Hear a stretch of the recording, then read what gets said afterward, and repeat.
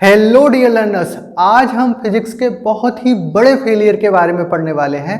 एक ऐसा एक्सपेरिमेंट जो बहुत ही बड़ा फेलियर साबित हुआ और उससे बहुत ही बड़े रिजल्ट निकल के आए, तो इसको हम पढ़ने वाले हैं। इसका नाम है माइकलसन मोरले एक्सपेरिमेंट। बहुत ही इंटरेस्टिंग टॉपिक है और बहुत ही मज़ेदार है। इसको अगर आप ढंग से पढ़ेंगे तो आपको बहुत सारी चीज़ें समझ में आएंगी।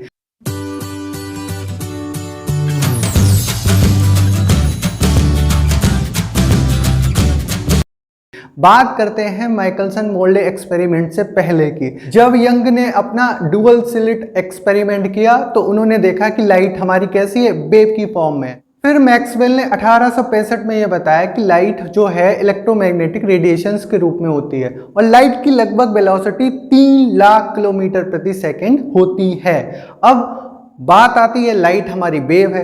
अब लाइट अगर वेव है तो वेव को ट्रेवल करने के लिए मीडियम की आवश्यकता होगी। इस मीडियम का पता लगाने के लिए दो साइंटिस्ट की जोड़ी जो कि माइकलसन और मोरले थे, इन्होंने एक रहस्यमयी मीडियम की खोज करने की कोशिश करी, प्रयास किया और इस रहस्यमय मीडियम का नाम था ल्यूमिनोफेरस ईथर। इसका नाम क्या था? ल्यूमिनोफेरस ईथर। इसको जनरली हम ईथर ही पढ़ेंगे।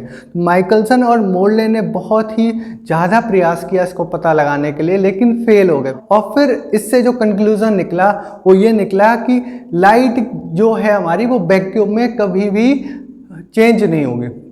लाइट की जो स्पीड है वो वैक्यूम के अंदर चेंज नहीं होगी। वैक्यूम में लाइट की स्पीड फिक्स यानी कांस्टेंट रहती है। तो इस एक्सपेरिमेंट को जानने के लिए थोड़ी सी बेसिक चीज़ें देखते हैं। इस एक्सपेरिमेंट का एम क्या था? एम की बात करें तो the aim of Michelson Morley experiment was to prove the existence of ether. Ether की एग्जिस्टेंस को प्रूव करने के लिए माइकलसन और मोरले ने इस एक्सपेरिमेंट को किया था। यानी उस हाइपोथेटिकल मीडियम का पता लगाने के लिए इस एक्सपेरिमेंट को किया गया जिसमें लाइट हमारी ट्रेवल करती है by finding the velocity of drift between ether and the earth. इसको पता लगाने के लिए ड्रिफ्ट वेलोसिटी को ज्ञात किया गया किसके बीच में? ईथर और अर्थ यानी पृथ्वी के बीच में, और इस हाइपोथेटिकल जो मीडियम है ईथर, इसके बीच में ड्रिफ्ट वेलोसिटी का पता लगा करके इस एक्सपेरिमेंट को किया गया। ईथर क्या होता है? ईथर के बारे में आपको पता होना चाहिए। ईथर का जो पूरा नाम है वो ल्यूमिनोफेरस ईथर है, ठीक है, लेकिन हम ईथर ही पढ़ेंगे। ल्यूमिनोफेरस ईथर बहुत बड़ा हो जाएगा और टॉपिक भी बड़ा ही है, तो ल्यूमिनोफेरस ईथर की जगह हम इसको ईथर ही पढ़ेंगे। ये होता क्या है? ये एक हाइपोथेटिकल मीडियम होता है, exist everywhere even in vacuum. Vacuum में भी एग्जिस्ट करता है ऐसा माना गया, ठीक है। ये हाइपोथेटिकल है तो इसको इस तरह से माना गया कि ये सब जगह एग्जिस्ट करता है और साथ ही साथ वैक्यूम में भी एग्जिस्ट करता है। If ether is assume to be at rest, अगर ईथर को रेस्ट में अज्यूम किया जाए, the velocity of the earth relative to ether, जो वेलोसिटी होगी अर्थ की, किसके रिलेटिव? ईथर के relative, will be its orbital velocity. वो क्या होगी? इसकी ऑर्बिटल वेलोसिटी होगी which is about 30 kilometre per second, जो कि हमारी 30 किलोमीटर प्रति सेकेंड होगी। And the velocity of ether, और जो ईथर की वेलोसिटी होगी वो ड्रिफ्ट रिलेटिव होगी किसके? ड्रिफ्ट रिलेटिव होगी टू अर्थ, अर्थ के, ठीक है। Will be equal in magnitude, magnitude में इक्वल होगी, बट अपोजिट इन डायरेक्शन।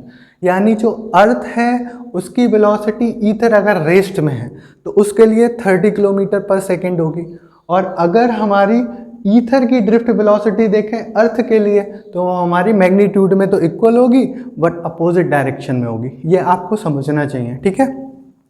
अब अगर हम इस एक्सपेरिमेंट की बात करें तो a number of experiments were performed to detect a relative motion between the earth and ether, but the most famous जो है among them is the one perform by Michelson and Morley in 1887। यानी जितने भी experiment past में किए गए हैं उनमें से one of the famous experiment जो है वो माइकलसन और मोरले के द्वारा है, 1887 में किया गया। इन्होंने बहुत ही ज़्यादा प्रयास किया इसको डिटेक्ट करने के लिए कि ये जो मीडियम है जिसमें हमारी लाइट ट्रेवल कर सकती है उसको पता लगाने के लिए। जैसे क्या है, इस मीडियम का जो कॉन्सेप्ट रखा गया वो इस वजह से भी रखा गया, जैसे हमारी साउंड है, साउंड को ट्रेवल करने के लिए किसकी आवश्यकता होती है? मीडियम की आवश्यकता होती है। साउंड ट्रेवल करेगा तो उसको एयर की आवश्यकता होती है। बिना वायु के मीडियम के हमारी साउंड जो है वो ट्रेवल ही नहीं कर सकती है, ठीक है। ऐसे ही अगर वाटर को ट्रेवल करना है, वाटर वेव्स जो बनती हैं उनको ट्रेवल करने के लिए वाटर सरफेस की आवश्यकता होती है। इसी वजह से ये सोचा गया कि अगर हमारा जो लाइट है, लाइट प्रूफ हो चुकी थी कि लाइट हमारी क्या है? वेव है, यंग ड्यूल स्लिट एक्सपेरिमेंट के द्वारा। और मैक्सवेल ने भी बता दिया था कि लाइट हमारी इलेक्ट्रोमैग्नेटिक रेडिएशन के रूप में पाई जाती है। तो अगर हमारी लाइट वेव है तो वेव को ट्रेवल करने के लिए किसी ना किसी मीडियम की तो रिक्वायरमेंट होगी। बिना किसी मीडियम के हमारी वेव ट्रेवल कर ही नहीं सकती। तो इस मीडियम के लिए कुछ साइंटिस्ट ने एक्सपेरिमेंट किया।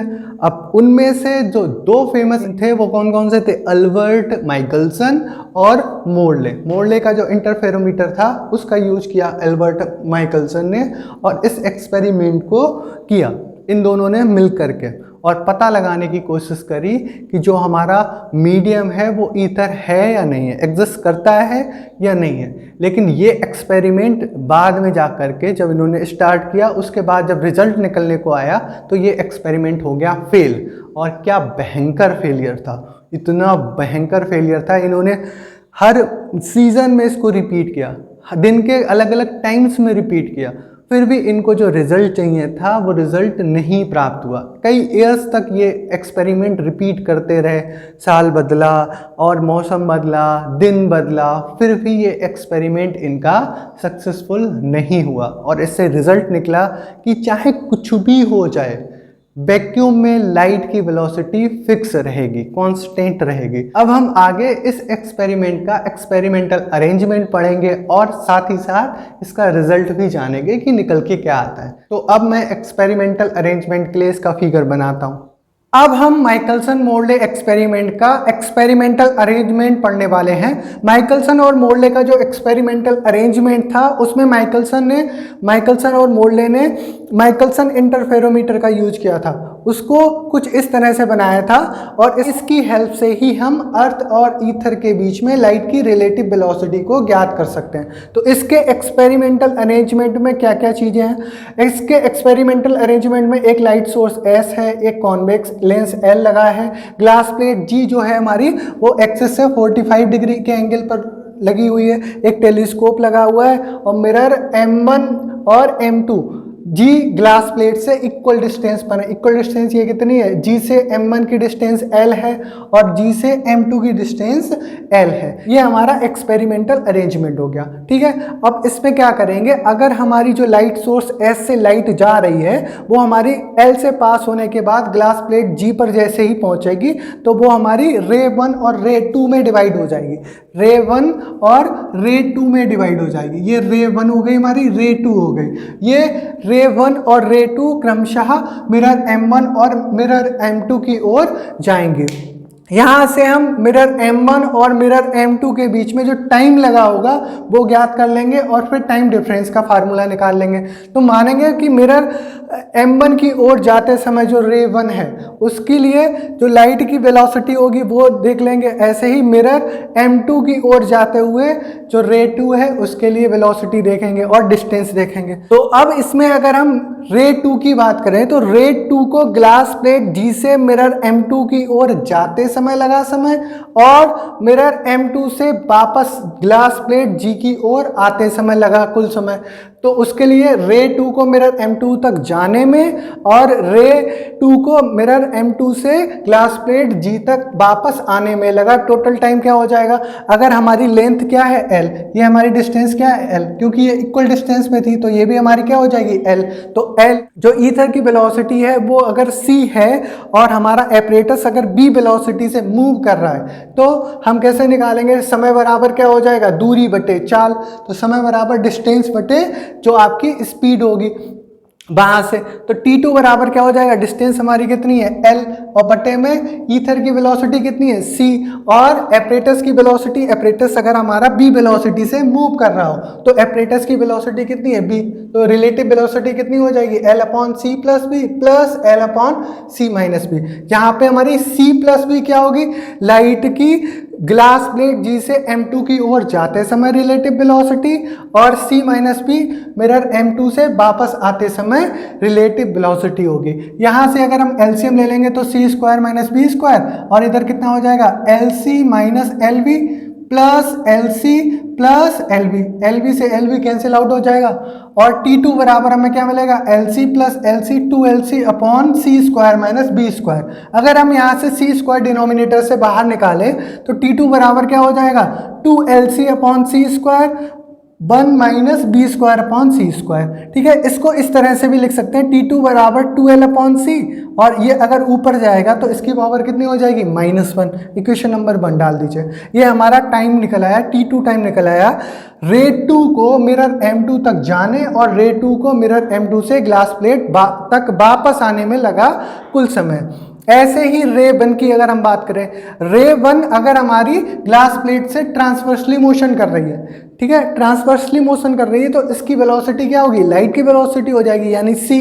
अब यहाँ पर जो रे 1 है ये हमारी ग्लास प्लेट G से M1 की ओर जब जाती है तो जाते समय ही हमारा जो M1 की पोजीशन है वो M1 डैश हो जाती है। जैसे ही हमारी रे 1 ग्लास प्लेट से एम्पलीट्यूड डिवीजन के कारण डिवाइड होने के बाद M1 की ओर जाती है, उस समय हमारी M1 की पोजीशन M1 डैश हो जाती है। ठीक है, तो अगर हम देखें, अगर रे 1 को M1 से M1 डैश तक पहुंचने में लगा समय T डैश है, ठीक है, T डैश है, तो यहाँ से हम ट्रायंगल लेके चलेंगे G M1 डैश और M1, यहाँ से हम निकालेंगे T डैश का मान। तो नाउ बाई त्रिभुज G M1 M1 डैश, तो यहाँ से क्या हो जाएगा G M1 डैश का स्क्वायर बराबर किसके होगा G M1 square plus M1 M1 dash square, G M1 square plus M1 M1 dash square.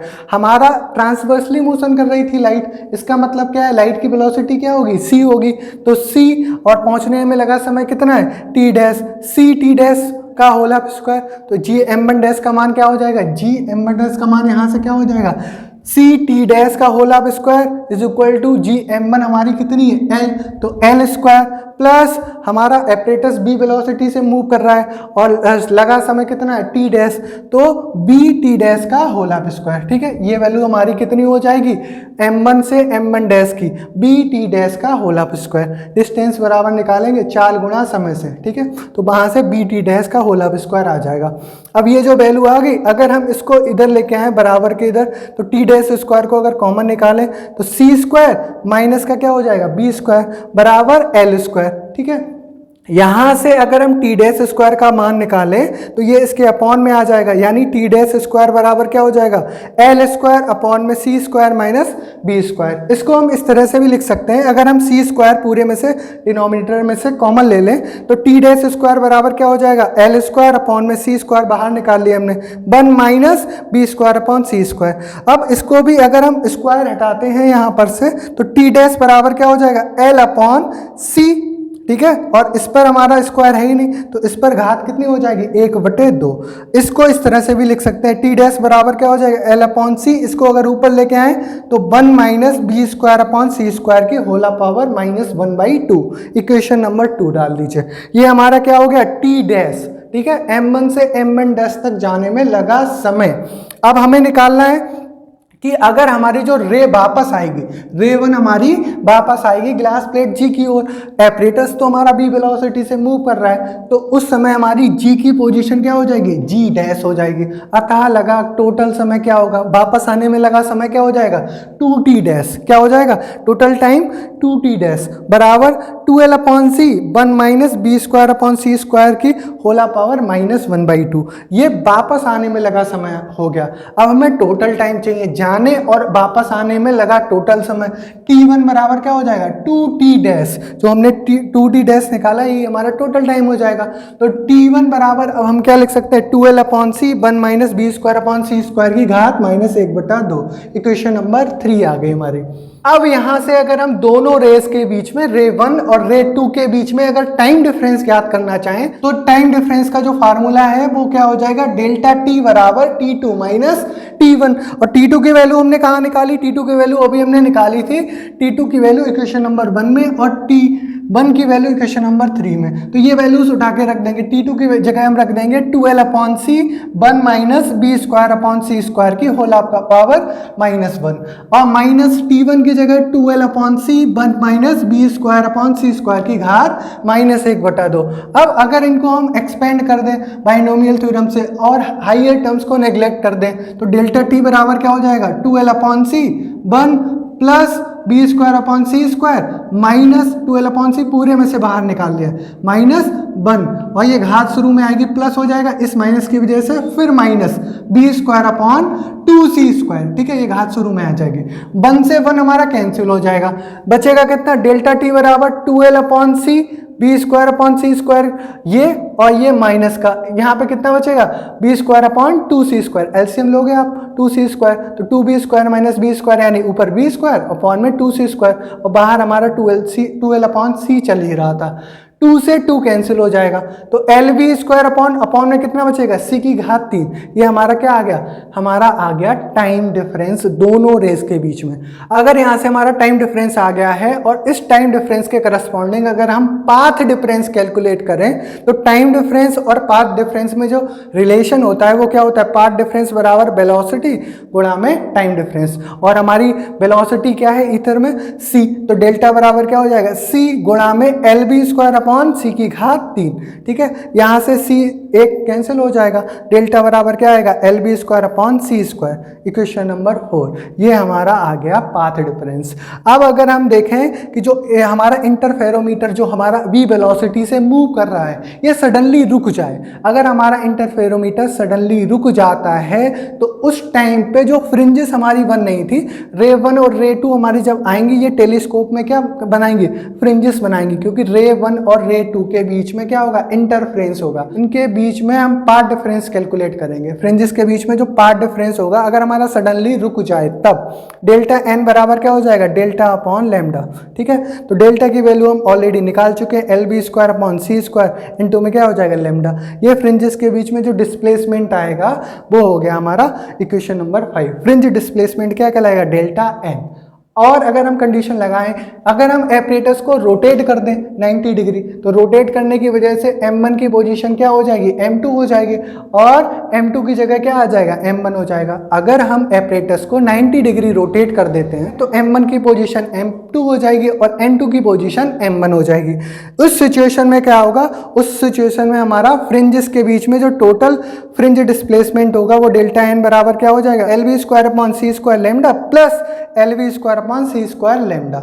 ये हमारे दोनों जुड़ जाएंगे क्योंकि मैग्नीट्यूड इक्वल होगा अगर हम इसको चेंज कर देते हैं फ्रिंज डिस्प्लेसमेंट के बीच में। तो डेल्टा एन बराबर एलसीएम लेने के बाद 2 L B square upon C square lambda, ये हमारा फ्रिंज डिस्प्लेसमेंट आना चाहिए माइकलसन इंटरफेरोमीटर की हेल्प से, जो माइकलसन मोर्ले ने एक्सपेरिमेंट किया था, लेकिन ऐसा रिजल्ट इन्हें प्राप्त नहीं हुआ। इस वजह से इस माइकलसन मोर्ले एक्सपेरिमेंट को इसका निगेटिव रिजल्ट भी कहते हैं। इसके लिए माइकलसन और मोर्ले ने बहुत ही अधिक प्रयास किए। उन्होंने जो L था हमारा यानी G से M1 की डिस्टेंस और G से M2 की डिस्टेंस इसको 11 मीटर माना। जो हमारी वेलोसिटी है लाइट की वो c 3 गुणा 10 की घात 8 मीटर प्रति सेकंड ली, और जो एपरेटस की वेलोसिटी है जिससे वो मूव कर रहा है आगे की ओर उसकी वेलोसिटी 3 गुणा 10 की घात 4 मीटर प्रति सेकंड ली, और जो यूज होने वाली लाइट वो हमारी विजिबल लाइट मानी। इन दिस कंडीशन अगर हम इस कंडीशन में डेल्टा एन बराबर 2l B square upon C square lambda लगाते हैं और l की जगह 11 मीटर रखते हैं, b की जगह 3 गुणा 10 की घात 4 रखते हैं तो 9 गुणा 10 की घात 8 हो जाएगा। सी स्क्वायर की जगह 3 गुणा 10 की घात 8 रखेंगे तो 9 गुणा 10 की घात 16 हो जाएगा।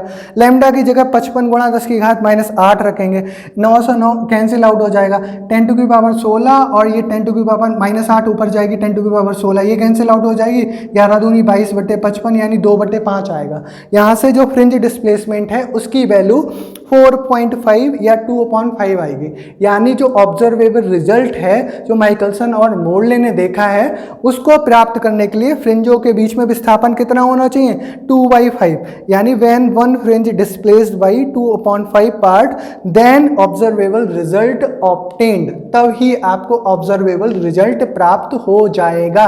लेकिन ऐसा हुआ ही नहीं, फ्रिंजों के बीच में इतना डिस्प्लेसमेंट प्राप्त नहीं हुआ क्योंकि इतना आप प्रैक्टिकली पॉसिबल नहीं है। आप प्रैक्टिकली एल की वैल्यू 11 मीटर नहीं ले सकते, ना ही एपरेटस की वैल्यू 3 × 10⁴ मीटर प्रति सेकंड ले सकते हैं। तो यही इसका नेगेटिव रिजल्ट आया। नेगेटिव रिजल्ट का एक्सप्लेनेशन 2 टाइप से किया, ईथर ड्रैग हाइपोथेसिस, पहली हमारी थी ईथर ड्रैग हाइपोथेसिस, ठीक है। Ether drag hypothesis, ether drag hypothesis में ईथर और अर्थ आपस में एक दूसरे को ड्रैग करते हैं जिससे फ्रिंजेस के बीच में डिस्प्लेसमेंट नहीं होता, अतः ये हमारा नेगेटिव रिजल्ट को एक्सप्लेन करता है। और दूसरा हमारा था theory of relativity. Theory of relativity, theory of relativity के अकॉर्डिंग क्या है, थ्योरी ऑफ रिलेटिविटी के अकॉर्डिंग वैक्यूम में सभी फ्रेम ऑफ रेफरेंसेस के लिए लाइट की वेलोसिटी कैसी रहती है, कांस्टेंट रहती है। तो ये हमारे नेगेटिव रिजल्ट के एक्सप्लेनेशन के लिए 2 पॉइंट्स दिए गए। पहला ईथर ड्रैग हाइपोथेसिस, यानी ईथर और अर्थ एक दूसरे को ड्रैग करती हैं, इस वजह से फ्रिंज डिस्प्लेसमेंट 0 होता है। और दूसरी जो हमारा पॉइंट दिया गया थ्योरी ऑफ रिलेटिविटी के अकॉर्डिंग, जो हमारी वैक्यूम में लाइट की वेलोसिटी होती है सभी फ्रेम ऑफ रेफरेंसेस के लिए वो कैसी होती है, कांस्टेंट होती है। तो आज के इस लेक्चर में हमने माइकलसन मोर्ले एक्सपेरिमेंट को कंप्लीटली डिस्कस कर दिया है कि माइकलसन मोर्ले एक्सपेरिमेंट होता क्या है, माइकलसन मोर्ले एक्सपेरिमेंट का एक्सपेरिमेंटल अरेंजमेंट क्या होता है, उसमें फ्रिंज डिस्प्लेसमेंट कितना निकल के आता है, और अगर हम इस तरह से इन वैल्यूज को रखें तो फ्रिंजेस के बीच में डिस्प्लेसमेंट इतना आएगा तो ऑब्जर्वेबल रिजल्ट प्राप्त हो सकता है। और जो इनका माइकलसन मोर्ले एक्सपेरिमेंट का नल रिजल्ट निकल के आया या निगेटिव रिजल्ट निकल के आया, इसको एक्सप्लेन करने के लिए 2 पॉइंट्स को भी हमने डिस्कस किया, ईथर ड्रैग हाइपोथेसिस और दूसरी थ्योरी ऑफ रिलेटिविटी। तो इसको बहुत ही अच्छे से पढ़ लीजिएगा क्योंकि ये बहुत ही इंपॉर्टेंट टॉपिक है और यहाँ से ऑब्जेक्टिव भी बहुत अच्छे से बनते हैं। तो जल्द ही मिलते हैं अपने नेक्स्ट लेक्चर में, तब तक के लिए keep learning, keep growing, thank you.